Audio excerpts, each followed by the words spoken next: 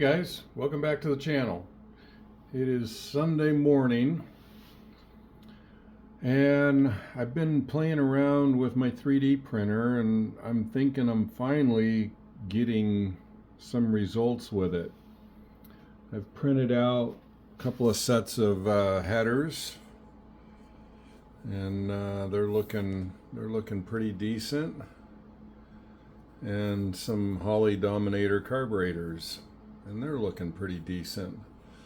I think I still need have some settings I need to modify, but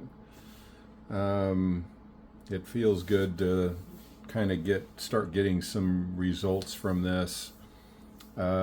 This isn't anything that I'm trying to do to sell. This is just for my own stuff. I got a little bit of progress on the 55. I've made a new roll bar, and this fits a lot better than this one. Yeah, so now I'm just kind of working on having to modify the chassis a little bit to get the headers to fit.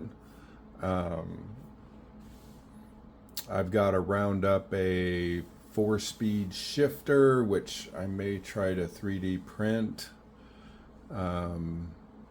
So yeah, anyway guys, just a short one, quick little update. Hope you all are having a good weekend, and we will see you on the next one. Bye bye.